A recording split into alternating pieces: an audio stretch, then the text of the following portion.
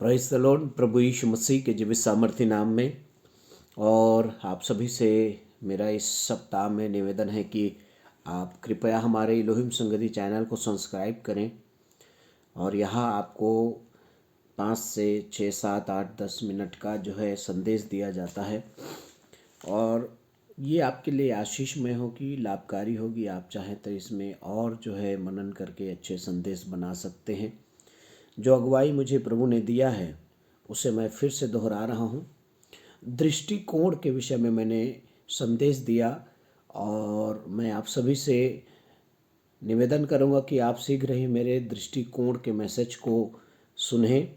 दृष्टिकोण हमारे नज़रिया है और नज़रिया से ही हमारे मानसिक पटल में विभिन्न प्रकार के अच्छे और बुरे विचार उत्पन्न होते हैं।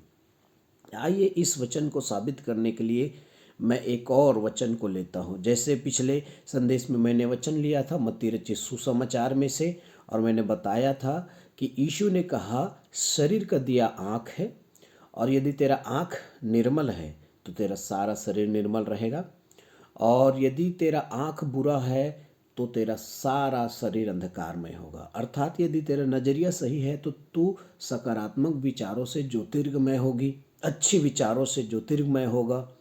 और यदि तेरा आँख गलत है या बुरा है या अस्वस्थ है तो तेरे सारे शरीर में अर्थात तेरे सारे मानसिक पटल में जो कुछ उत्पन्न होगा वो अंधकारमय होगा। मैं हाजिरा और उसके पुत्र इस्माइल के इस घटना को उत्पत्ति 16 अध्याय में मैं आपको साबित करना चाहूँगा कि हमारी नज़रिया, हमारे दृष्टिकोण किस प्रकार हमें बुरी बना देती है। तो यदि आप 16 अध्याय उत्पत्ति 1 पद से लेकर 16 पद तक पढ़ेंगे तो इसे 2 भाग में पढ़ सकते हैं। पहला भाग 1 पद से लेकर 6 पद तक और 7 पद से लेकर 16 पद तक। तो यहाँ पर मैंने संदेश दिया था कि 3 प्रकार के दृष्टिकोण है। पहला दृष्टिकोण कि मैं अपने बारे में क्या सोचता हूँ, दूसरा दृष्टिकोण कि मैं दूसरे के बारे में क्या सोचता हूँ या कैसे दृष्टिकोण रखता हूँ, और तीसरा दृष्टिकोण है कि लोग मेरे बारे में या मुझे देखकर किस प्रकार के दृष्टिकोण रखते हैं। तो इस घटना में लिखा है 16 अध्याय और उसके 2 पद में, सारै ने अब्राहम से कहा, देख यहोवा ने मेरी कोख बंद रखी है, इसलिए मैं तुझसे विनती करता हूँ कि मेरी दासी के पास जा, संभव है कि मेरा घर उसके द्वारा बस जाए। सारै की यह बात अब्राहम ने मान ली। मैंने कहा था दृष्टिकोण का प्रथम दृष्टिकोण, मैं अपने बारे में क्या सोचता हूँ, सारा अपने बारे में क्या सोचती है। 15 अध्याय में यदि आप पढ़ेंगे तो परमेश्वर ने अब्राहम को फिर से प्रतिज्ञा दिया है कि आकाश के तारों के समान, बालू के किनकों के समान तेरे संतान होगी।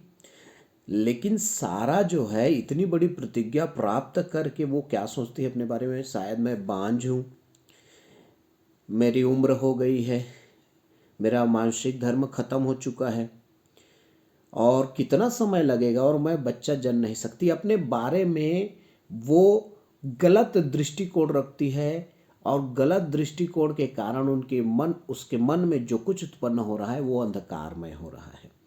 इस कारण जो है वो अपने आप को नकारात्मकता की ओर ले चली है। लेकिन दूसरी दृष्टिकोण, दूसरे के बारे में वो क्या सोचती है, वो अपनी दासी के बारे में, ये दूसरा दृष्टिकोण है। अपनी दासी हाजिरा के बारे में उसका दृष्टिकोण क्या है। यदि 16 अध्याय आगे पढ़ेंगे तो वो कहता है अपने पति से कि तू संभव है कि मेरी दासी के पास जाओ, उससे जन्म होने लेने वाला बच्चा मानो मेरी ही गोद का बच्चा होगा। हाजिरा के बारे में वो क्या सोचती है, हाजिरा मेरी दासी है, वह मेरी हर बात मानती, वो मेरी बहन के समान है, वो मेरा आदर करती है, उसका बच्चा हुआ मतलब मेरा बच्चा, इसलिए तू मेरी दासी से क्या कर ले, विवाह कर ले। सारै ने अपने बारे में गलत दृष्टिकोण रखा लेकिन दूसरे के बारे में अच्छा दृष्टिकोण रखा। लेकिन वो दूसरे के बारे में जो अच्छा दृष्टिकोण रखा है तो उस पर मैं ये विचार करता हूँ कि उसने हाजिरा और अब्राहम के दृष्टिकोण को खराब कर दिया। इसके पूर्व हाजिरा ने कभी भी अब्राहम को आंख उठाकर नहीं देखा होगा, क्योंकि वो उसका मालिक था, वो उसके स्वामिनी का पति था और कभी भी अब्राहम ने उस हाजिरा के प्रति इस प्रकार की दृष्टिकोण रखी होगी कि ये मेरी पत्नी होती तो मेरा बच्चा हो जाता। साराय का दृष्टिकोण गलत होने के कारण उसने अपनी पति को एक गलत कार्य के लिए उकसा दिया। एक गलत विचार जो उसके मन में उत्पन्न हुआ, उसके कारण जो है उसने अपनी दासी को जो है उसकी ओर धकेल दिया और उसका खामियाजा भुगतना पड़ा। खामियाजा क्या हुआ कि आगे जब आप पढ़ेंगे चौथा पद, तो लिखा है कि अब्राहम से जब हाजिरा की शादी हो गई तो चौथा पद में लिखा है वह गर्भवती हुई। अब जब उसने यह जाना कि वह गर्भवती है, तब वह अपनी स्वामिनी को तुच्छ दृष्टि से देखने लगी। ये तीसरा दृष्टिकोण है कि लोग मेरे बारे में क्या सोचते हैं। सारा अपने बारे में नकारात्मक सोच रही है, हाजिरा के बारे में वो सकारात्मक दृष्टिकोण रख रही है, दूसरी दृष्टिकोण। लेकिन तीसरी दृष्टिकोण की वो व्यक्ति आपके बारे में क्या सोचता है। देखिए, हाजिरा जो उसकी नौकरानी थी, अब उसे तुच्छ दृष्टि से देखने लगी है। सोचने लगी होगी कि तो बांझ है, मेरे पति अब्राहम में कोई जो है कमी नहीं है, ऐसा सोचने लगी होगी।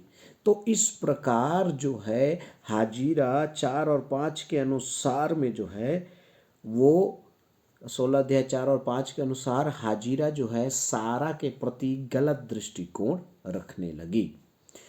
प्रिय प्रभु के लोगों, मैं आपसे ये बात कहना चाहता हूँ, हाजी कभी भी अपने आप के विषय में गलत दृष्टिकोण ना रखें, क्योंकि यदि आप अपने विषय में गलत दृष्टिकोण रखेंगे तो आपको सही लगेगा, लेकिन आप दूसरे के प्रति गलत दृष्टिकोण रखेंगे। आपको सही महसूस होगा, लेकिन दूसरे के प्रति वो गलत दृष्टिकोण होगा। और तीसरा व्यक्ति या तीसरा दृष्टिकोण के लोग आपको भी गलत समझेंगे। जैसे हाजिरा ने सारा को क्या समझा, तुच्छ समझा, तुच्छ देखने लगी। लेकिन यदि मैं आपसे कहूं कि परमेश्वर की दृष्टि में हमें अच्छा बनना बहुत जरूरी है।